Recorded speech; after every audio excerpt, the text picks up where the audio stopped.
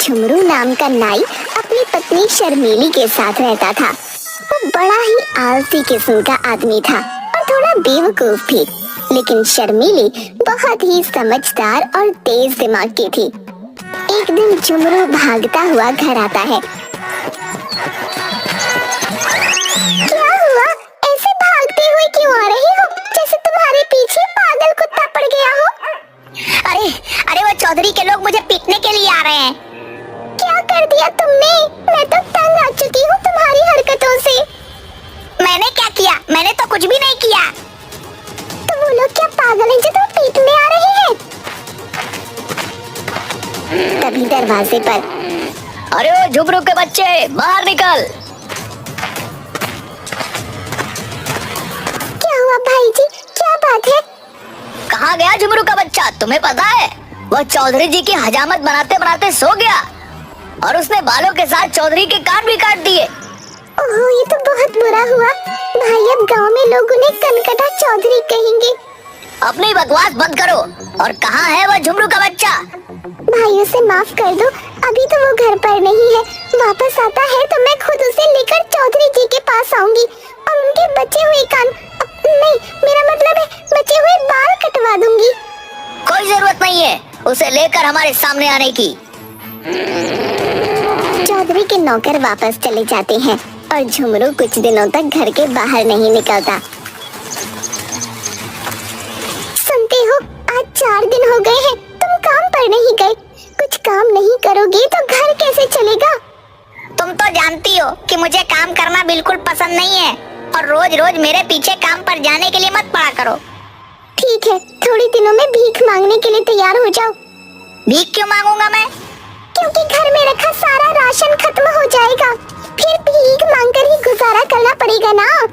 तुम्हारे आलस की वजह से कोई तुम्हें काम नहीं देता, हर समय तुम्हें सिर्फ सोना होता है। अब मुझे नींद आती है तो सोऊंगा ही ना। मुझे समझ नहीं आता दुनिया में कौन सा ऐसा इंसान है जो खड़े खड़े सोता है। अपनी नींद की वजह से तुमने कितने लोगों से दुश्मनी मोल ले ली है, अब तो कोई हमारी मदद भी नहीं करता। झुमरू अपनी नींद की वजह से कितने ही लोगों के बाल काटते काटते कान काट चुका था और कितने लोगों की तो आधी मूंछें ही उड़ा चुका था। अब लोग झुमरू को हजामत के लिए नहीं बुलाते थे। एक दिन राजा जी के यहाँ 12 साल बाद बेटा हुआ है। उन्होंने अपना खजाना खोल दिया है, गरीबों को दिल खोलकर दान दे रहे हैं। तुम एक काम करो, राजमहल चले जाओ, महाराज से कुछ मांग कर लाओ। क्या मांग कर लाऊं? अभी भी क्या मैं ही बताऊं? खुद के पास भी थोड़ा दिमाग है कि नहीं, वही लगा लो ना। झुमरू राजमहल जाता है। महाराज, मुझे भी कुछ दान में दे दीजिए। क्या चाहिए तुम्हें? बोलो, आज हम मुंह मांगा दान दे रहे हैं। महाराज, ये तो मेरी पत्नी ने नहीं बताया, पर आप कुछ भी दे दीजिए जो आपको ठीक लगे। अरे तुम कैसे आदमी हो? मैं मुंह मांगा दान दे रहा हूँ, तुम्हें जो चाहिए वो मांगो। अब महाराज, मुझे क्या चाहिए? मुझे तो बस सोने के लिए थोड़ी जमीन मिल जाए। ठीक है। महाराज झुमरू को गांव के बाहर एक जमीन का टुकड़ा देते हैं और झुमरू खुशी खुशी घर वापस जाता है। आ गए तुम? क्या लाए हो महाराज से? जल्दी से दो, मैं कुछ खाने का इंतजाम करती हूँ। महाराज ने मुझे जमीन का टुकड़ा दिया है। हे भगवान, तुम्हारे पास अकल है कि नहीं? हम जमीन के टुकड़े का क्या करेंगे? ये तो तुम्हारी गलती है। मैंने तुमसे पूछा था कि महाराज से क्या मांगना है, तुमने ही मुझे कुछ नहीं बताया। तो तुमने महाराज से क्या कहा? मैंने उनसे कहा कि आप मुझे कुछ भी दे दीजिए। महाराज ने कहा कि वह मुंह मांगा ही नाम दे रहे हैं।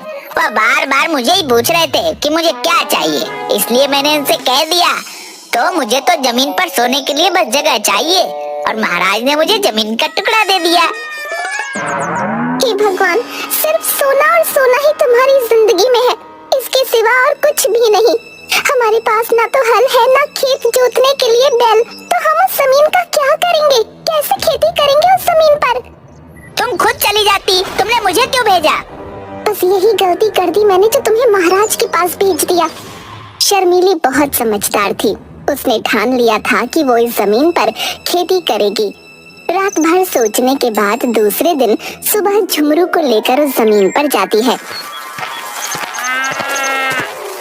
मेरी बात ध्यान से सुनो जी, मैं जैसे जैसे करूंगी मुझे देखकर बस वैसे ही वैसे करते जाना और किसी से कुछ कहने की जरूरत नहीं है।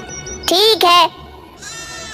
शर्मीली और झुमरू जमीन पर इधर उधर घूमने लगते हैं जैसे वो कुछ ढूंढ रहे हों। जैसे ही एक राहगीर को देखते तो जमीन पर बैठ जाते। लोगों को ऐसा लगता कि वे दोनों उन्हें देखकर रुक गए। राहगीरों के साथ साथ नगर के 5 बड़े चोरों की नजर भी शर्मीली और झुमरू पर पड़ती है। ऐसा लगता है कि ये दोनों कुछ ढूंढ रहे हैं इस जमीन पर। तुम बिल्कुल ठीक बोल रहे हो, मुझे भी ऐसा ही लग रहा है, क्योंकि जब वे दोनों किसी को आते देखते हैं तो एकदम से रुक जाते हैं, मानो वह किसी दूसरे को ये नहीं बताना चाहते हैं कि वह दोनों क्या ढूंढ रहे हैं। काफी देर के बाद उनमें से एक चोर शर्मीली के पास आता है। क्या हुआ बहन, कुछ ढूंढ रही हो क्या? नहीं नहीं, मैं तो कुछ भी नहीं ढूंढ रही। अरे बहन, तुम मुझे बता सकती हो। अगर तुम बताओगी तो मैं भी तुम्हारा मदद करूँगा। शर्मीली पहले तो थोड़ी नानुकुर करती है, फिर चोर के बार बार कहने पर उसे बताती है। भाई, ये जमीन मेरे दादाजी की है। बहुत साल पहले उन्होंने इस जमीन में सोने और चांदी से भरा घड़ा कहीं पर दबा दिया था। उस जगह का सही पता बताने से पहले ही उनकी मृत्यु हो गई। मैं और मेरे पति उसी घड़े को ढूंढ रहे हैं, लेकिन आपकी बात किसी को मत बताना। हाँ बहन, तुम मुझ पर भरोसा कर सकती हो, लेकिन मुझे लगता है कि तुम्हें मजदूरों की सहायता से इस पूरे खेत को खोदना चाहिए, ताकि आसानी से तुम्हें वह घड़ा मिल जाए। अरे हाँ, ये तो आपने बिल्कुल सही सलाह दी। आपका बहुत बहुत धन्यवाद भाई। मैं मजदूरों को लाकर खेत की खुदाई करवाती हूँ। लेकिन अब तो अंधेरा होने वाला है बहन, तुम यह काम कल सुबह सुबह करवा लेना। आपने बिल्कुल सही कहा। मैं कल सुबह जल्दी मजदूरों के साथ आकर खेत की खुदाई का काम करवा लूंगी। वो दोनों घर वापस चले जाते हैं। वो चोर अपने बाकी 4 साथियों के साथ मिलकर पूरे खेत की खुदाई कर देता है, लेकिन उन्हें वहाँ कुछ नहीं मिलता। दूसरे दिन सुबह शर्मीली और झुमरू खेत पर वापस आते हैं। देखा तुमने, खेत की खुदाई हो गई है। तुम यहीं रुको और किसी से कोई बात मत करना, मैं अभी आती हूँ।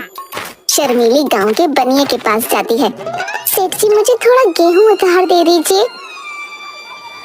उधार तो दे दूं, तुम वापस कैसे करोगी? तुम्हारा पति तो कुछ काम भी नहीं करता। मैं जानती हूँ, लेकिन कुछ समय बाद मैं इसका 3 गुना गेहूं आपको वापस कर दूंगी। शर्मीली उस गेहूं को जमीन पर बो देती है। कुछ समय बाद उम्मीद से ज्यादा अच्छी फसल होती है, लेकिन सभी चोरों की पूरी नजर शर्मीली और झुमरू पर होती है। गेहूं काटने के बाद शर्मीली सेठ को 3 गुना गेहूं वापस कर देती है और कुछ गेहूं बेचकर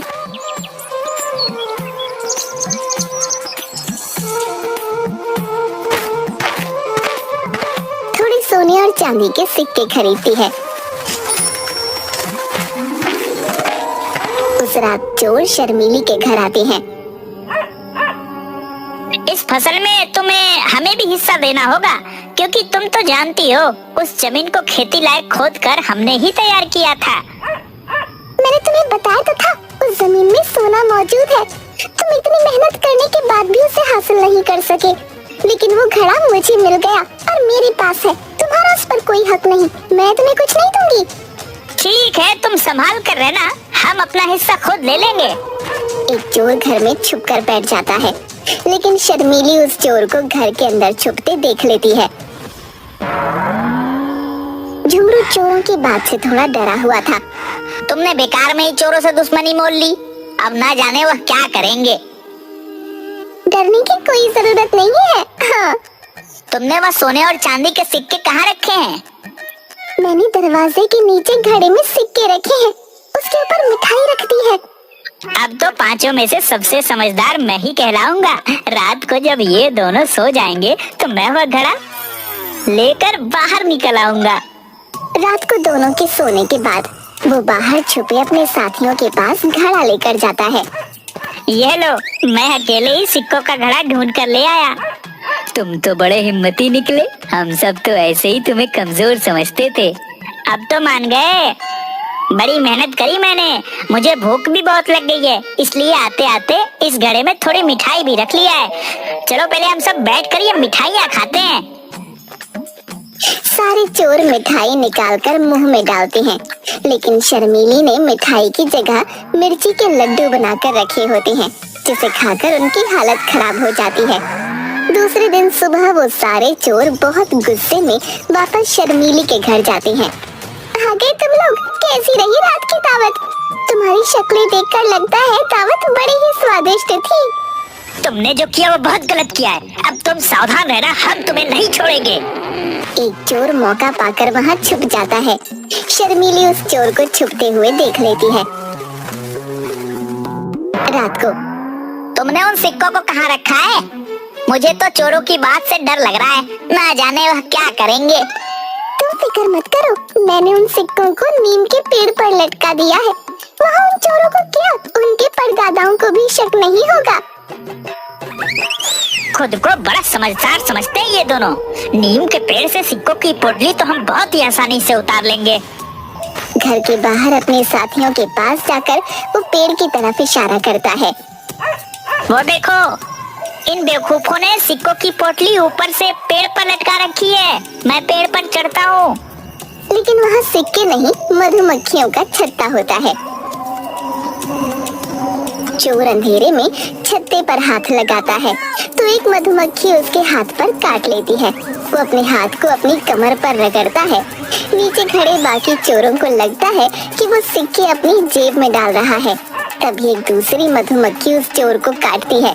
वो फिर से अपने हाथ को जोर से झटकता है।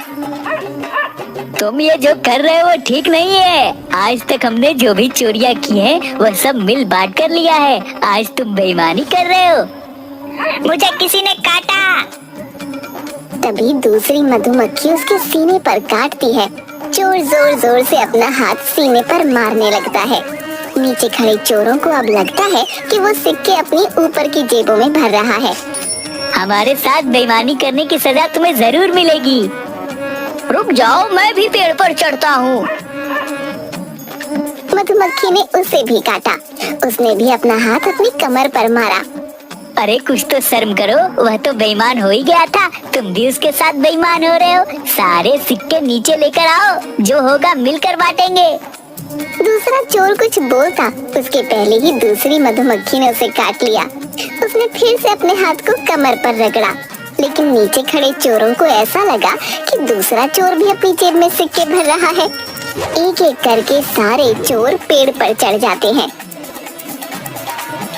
रुक जाओ तुम सब के सब अपनी अपनी जेब में सिक्के भर लिए तुमने। अब बाकी के बचे हुए सारे सिक्के सिर्फ मेरे हैं और किसी के नहीं।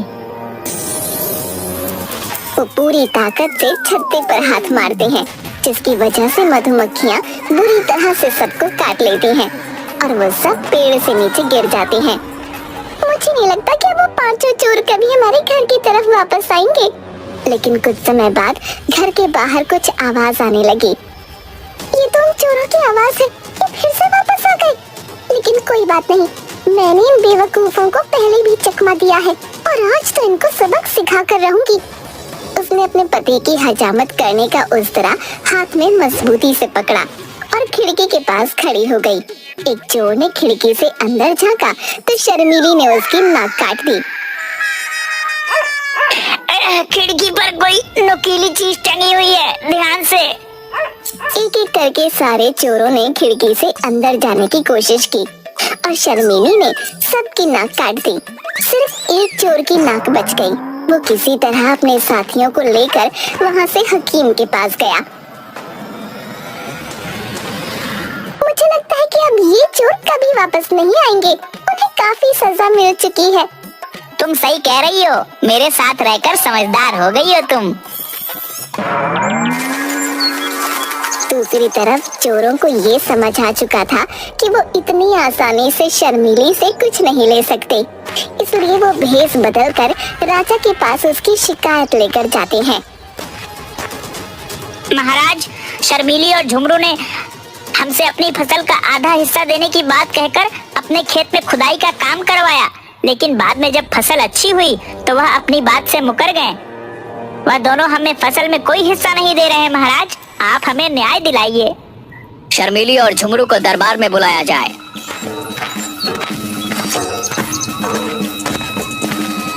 महाराज की जय हो। महाराज, इन पांचों ने जो भी कहा है सब झूठ है। मैं भला क्यों इन्हें अपनी फसल का हिस्सा दूं? इनके पास क्या सबूत है कि मैंने इन्हें हिस्सा देने को कहा था? और दूसरी चीज महाराज, आपने इन्हें पहचाना नहीं। ये आपके राज्य के वही 5 मशहूर चोर हैं जिन्हें सेनापति जी कब से ढूंढ रहे हैं। आज ही आपके सामने भेष बदल कर आए हैं। सेनापति चोरों को पहचान जाते हैं। शर्मिली, तुम बहुत ही समझदार और वीर हो। हम तुम्हारी समझदारी से बहुत प्रसन्न हुए, इसलिए हम झुमरू को अपने महल में काम पर रखते हैं। और तुमने राज्य के चोरों को पकड़वाया है, इसलिए हम तुम्हें इनाम में और जमीन देते हैं। इस तरह अपनी सूझबूझ और हिम्मत से शर्मिली न सिर्फ चोरों को पकड़वाती है, बल्कि झुमरू को राजमहल में काम भी दिलवाती है और अपने घर की स्थिति को भी सुधार लेती है।